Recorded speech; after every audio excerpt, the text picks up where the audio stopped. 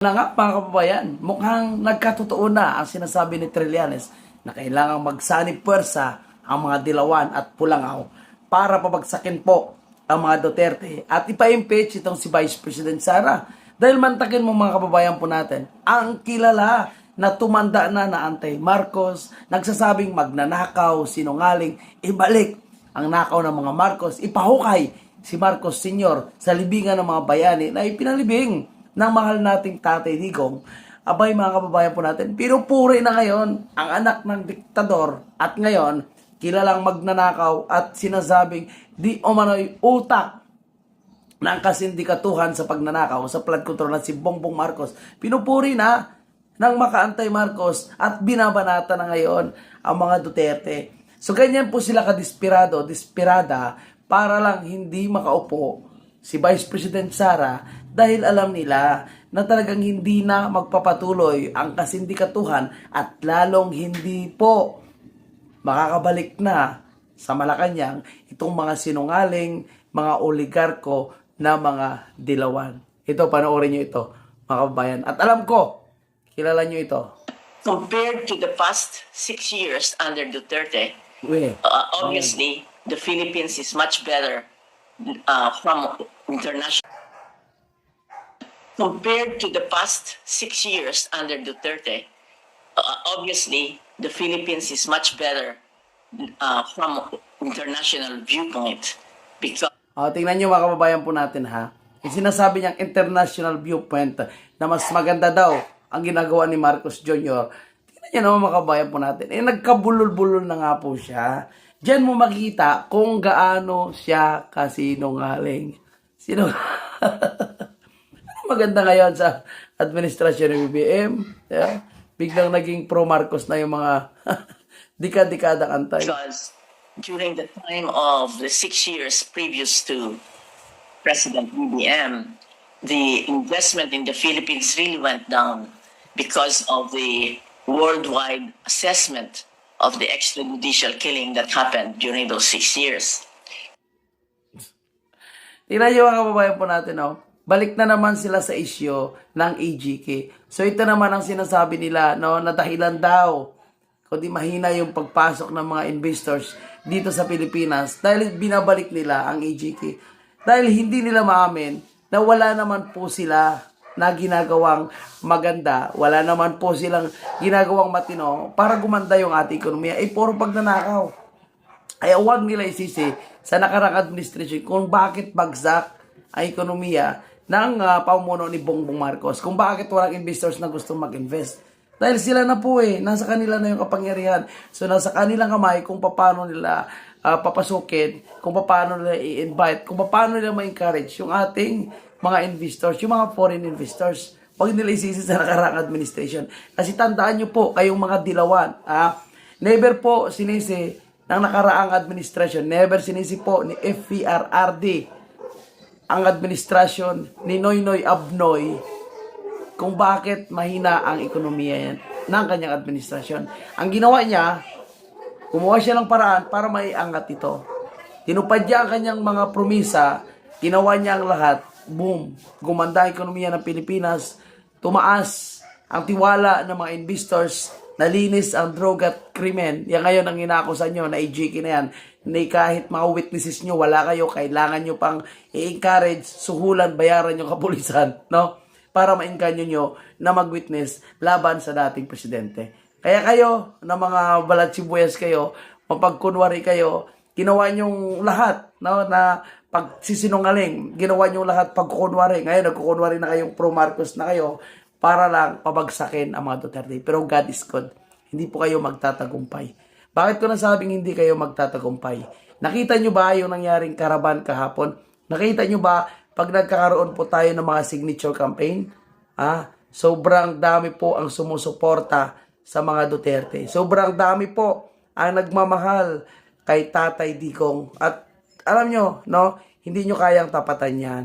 Yung libo-libong tao, yung magkakaraban para ipakita sa inyo na solid pa rin ang mga Duterte at wala makakatalo dyan. O ito, tingnan nyo po mga kababayan natin kung gaano karaming tao yung nakiisa wala pang ano yan, wala pang masyadong announcement. Yan, mga voluntaryo lang pong sumama at iba ay bumuntot na lang nung nakita po nila na napakarami na yung nagkakaraban. Instant yan. Walang masyadong pag-invite yan. Walang masyadong advertisement yan. So, mga vloggers lang and mga supporters yung nagka-announce. Tingnan nyo kung gaano karami. Diba? Kaya bang gawin yan ng mga dilawan o mga tangalista na voluntaryo kung walang pera? Hindi. Pero sa mga Duterte, kita nyo kung gaano karaming tao yung sumusuporta na kahit walang pera, walang ayuda, walang pagkain, voluntaryo lang. Pasalamat lang tayo dahil nagpadala si Manong Chapit ng isang truck na lugaw. So yun po yung pinagsalusaluhan ng lahat ng mga voluntaryong sumama sa karaban. Kaya kayo, gawin nyo na lahat, magsanib pwersa na kayo. Sundin. Sama na rin natin, mga kababayan, sa ating pag-uusapan. Itong si Secretary Vince Dizon ng Department of Public Works and Highways ay ang sipag po mag-ikot, mga kababayan po natin. Sa may mga report na may anomalya sa flood control man o anumang infrastructure project ng DPWH na may substandard and cost project. So, ngayong araw ay pupunta daw po ito sa Bicol, pero ang pinagtataka po natin, no? Matagal na pong nagtitrending ang usapin po ng mga ghost project substandard sa lugar ni Sandro Marcos. Pero bakit hanggang ngayon, hindi pa rin pumupunta po itong si Secretary Vince Dizon? Totoo kaya ang sinasabi na natatakot daw po siya na ilabas ang tunay na anomalya o iskandalo sa Ilocos Norte kung saan mismo ang lugar ni Bongbong at sa distrito mismo ni Sandro Marcos. Anyway, tingnan natin, pakinggan natin ang kanyang press conference. Kasi, sa totoo lang, itong si Vince Dizon, nangangarap pala ito na di umano'y tumakbo na Vice President. Baka sama po sila nitong si John Vic Remulla na nangangarap naman na maging presidente. Kaya ang daming media po na dala-dala, mga kababayan po natin. Tingnan natin, saan siya pupunta. Ready ka ba po sa susunod? Yes. Patawid kami ng sama. Kasama ko sa okay, sir. Kasama. Like po, sir. Thank you. Kasama ko din si Secretary ng Office ng DOT na sasama. Kasama din. Parang turista lang, no? Panay ikot, mga kababayan po natin. Parang nangangampanya na po itong si Vince Dizon. Iniikot niya na po ang buong Pilipinas. Sana all. Secretary, dito po sa Albay, ano po yung mga ipon natin? Itong Daraga flyover, na matagal ng 2021 pa yata nag-umpisan. Ngayon, di pa kailangan. 2021 pa nag-umpisa. Tapos ngayon nyo lang po i-verify, ngayon nyo lang i-check. So anong pinagagawa nyo nung umupo kayo ng 3 taon na ang gobyerno ni Marcos Jr.? Anong pinagagawa ni Secretary Bunuan?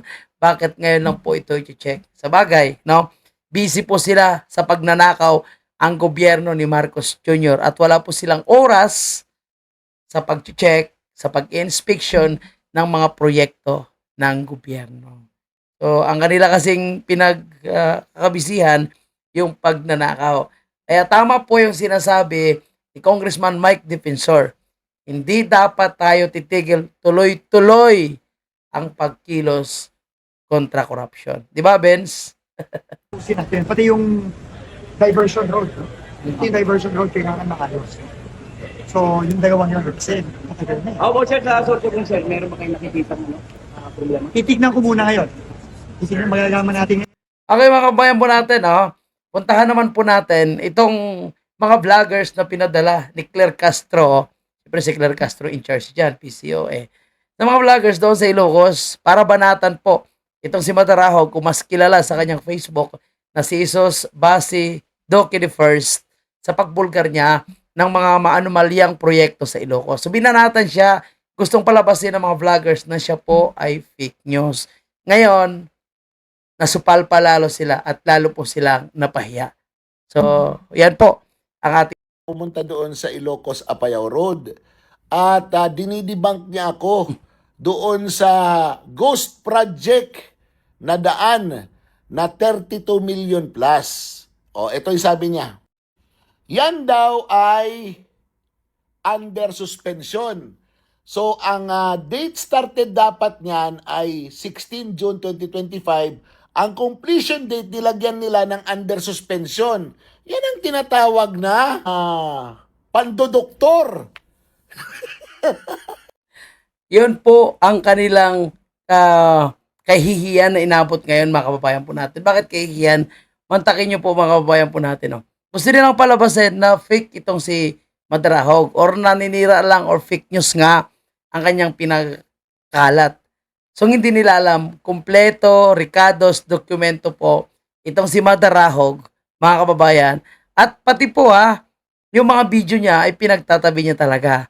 Para patunay na kung sakaling magtatampered po sila, may babaguhin po sila sa mga tarpaulin, agad niya po masisita. Kagaya nitong ginawa nila, mga kababayan.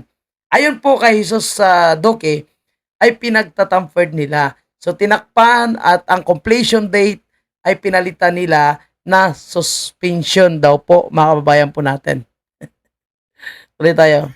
Pandodoktor ng isang tarpaulin. Yan ang tinatawag na tampering. Tinatamper nila. Under suspension daw. Oh, nang pumunta ako, wala yan. Oh, ayan. Klaro, Nako, mga kababayan po. Sanay na sanay po sila gumawa ng drama. Sanay na sanay po sila gumawa ng fake news. O ngayon, anong mangyayari dyan? E di bumalik sa kanilang mga kasinungalingan. Dahil po sa kanilang pinagagawa, hindi lalong napahiya ngayon si Sandro Marcos dito. Klaro yung sa likod, yung dalawang mark, wala dyan, walang nakalagay na under suspension. O paano nagkaroon ng under suspension ng 32 million na contract? Dahil daw sa right of way, wala naman, klaro naman di ba? Ito. Ayan ang kontrata niyan. Anong ID number niyan? 25AA 0012. Ano ito? Network Development Program, Road Widening, Tertiary Roads, Ilocos Norte, Apayao Road. Di ba? 32,746,993 pesos and 32 centavos. Kanino ibinigay? Kay Zedek. Ayan yung kontrata. Wala namang sinasabi na suspended yan. Hanggang ngayon, andyan naman yung kontrata. Ayan yung drone shot. So malaking kahihiyan po yan, mga kababayan po natin. No? Dahil dinibank nila ang nilabas ng isang vlogger pero gamit po ang fake news. Diyan sila natatali, mga kababayan po natin. Saan dyan yung humaharang na bahay? Walang humaharang ng bahay dyan para sabihin na may problema sa Right of way. tawag nito, easement or right of way. Pag-aari ng gobyerno yan meron nga ditong sa gilid meron ng embankment. Tapos sasabihin nyo na mayroong problema sa right of way. Ninyakaw talaga yung pera. Ninyakaw talaga. Klarong-klaro. Binutas-butas lang. Kanya na itong ang lalakas ng loob ng mga itong magsinungaling sa taong bayan. Saan dyan? Yung problema ng right of way. Mga ulo to. Grabe, mga kababayan po natin. Napahiya po, nagpadala pa sila ng mga vlogger nila. Mga bobo naman. Putang ina. Magkapera lang. Ayan. May resibo, may picture, kompleto. So hindi lang po yan, mga kababayan po natin. Marami pa So dalawa yung kinuha natin na dinibank niya, mga kababayan po natin. Puntahan naman natin itong isa. So isa daw, gunggong din ito. Gumawa din siya ng fake news at sinasabi na pagpapagawa daw po ng tulay ay hindi talaga dire-diretso. So face by face daw po yung pagpapagawa ng tulay. Pero kanina sa isang interview ni Secretary Vince Dizon, tulay din yung napag-usapan. Sinasabi niya na yung pagpapagawa ng tulay hindi po face by face. Ito po ay dapat dire-diretso. Pero ang pinalabas ng vlogger ni BBM, mga kababayan po natin, ni Sandro Marcos man o ni Claire Castro, ay pwede daw pala na putol-putol. Ano yon? Sabi nga ni Madrahog, pabahay. Patuloy tayo. sa Pidig, Ilocos Norte, kung saan sinasabi ng bobong, kingkoy at tanga na vlogger na ito na kinonstruct daw yan face by face. Ayaw ko na tanggapin. Ano daw ang aking ebidensya? Panoorin natin to. By face. Ano, nag-research saan yung tarpaulin na sinasabi mo at mga dokumento mo dyan. So, ikaw lang dyan nagsasalita, no? Naghahanap ka lang ng butas or pangit dyan sa Ilocos Norte. Kasi si Congressman Sandro Marcos at si Pangulong Bongbong Marcos, yun lang talagang motibo mo na siraan. So, Grabe mga kabayan, no? Puring-puri po sila kay Bongbong Marcos, kay Sandro Marcos. Yan na nga po yung dahilan kung bakit lagapak yung ekonomiya natin, kung bakit walang investors na pumapasok sa ating bansa, kung bakit nagkaroon ng anomalya po ng flood control. Itong mga syunga, no? Halatang halata na mga bayaran po ang mga putang inang. kung saan yung dokumento mo dyan, di ba wala? Nagbe-base ka lang sa tarpaulin, tapos pahanapan mo kami ng tarpaulin. Eh, sino ngayon yung bobo? Kaya ang in-explain namin face by face eh. Pambihira naman kasi, hindi mo kasi matanggap ang paggawa ng tulay ay face by face. So una muna, sagutin natin ang tarpaulin. O, ayan yung tarpaulin yan. Nasa Daily Tribune yan na dyaryo. Kaya ako nagka-interes pumunta ng Ilocos Norte dahil sa istoryang yan. Na ghost project, binayaran na, pero hindi natapos. So hinanap ko talaga yung tulay na yan. 182 calendar days lang yan. 28 March 2025 to September 2025. No? Ayan, yung kanyang contract number. Hinahanap mo yung mga dokumento. Yan, 25 double alpha 0294. So ito yon. Ang contract ID number 25 double alpha 0294. So pareho yun nandoon sa tarpaulin. So ito ay Convergence and Special Support Program, Sustainable Infrastructure Projects Alleviating Gaps, SIPAG, Access Roads and or Bridges from the National Road leading to major strategic public building or facilities. Construction of Karambuan, Libnawan Bridge, Barangay Karamuan to Barangay Libnawan, Pidig, Ilocos Norte. O yan. O, 182 calendar days. Asan dyan ang sinasabing face by face yan, ulul? Wala, di ba? O, naghanap ka ng dokumento, ito pa. O, ayan yung contract niyan. O, inaward sa Nortec. O, construction. Nortec Builders and Construction Supply. O, ayan. O, tingnan nyo po mga kababayan ha. So, pahiya po itong mga vloggers ni BBM, mga kababayan po natin, na pumunta pa doon para i-debunk lang itong si Madarahog. Pero ang nangyari po, lalo po silang napapahiya. Lalo pang napatunayan tuloy ni Madarahog ang kanyang kiniklaim, ang kanyang sinasabi na totoo ang mga nangyaring substandard o yung mga proyektong tapos na sa accomplishment date pero hindi pa tapos yung actual. Kumbaga, nabulsa na ang pera, hindi pa tapos ang proyekto. So, Claire Castro, humanap ka naman ng vlogger mo na medyo matalino at kayang mag-research. At dapat may mga nag-guide sa mga yan kung ano ang dapat gawin, ano ang dapat sabihin para hindi po sila mapahiya. Kasi banat ng banat, ang hindi nila alam, masyadong matalino po itong Duterte vlogger na si Madarahog. Kaya saludo po tayo kay Boss Jesus Madarahog. Ang galing niyo po talaga. Inahiya mo yung mga gonggong na ito. Obvious na mga bayaran. So yun lang po mga kabayan. At syempre, kung gusto nyo po mapanood ang kanyang mga expose nitong si Jesus Basido First, puntahan nyo po sa kanyang official Facebook page. Marami po yung mga binubulgar niyan. At ngayon, medyo mainit yan sa kay Sandro Marcos at sa mga supporter at kay Bongbong Marcos mismo, mga kababayan.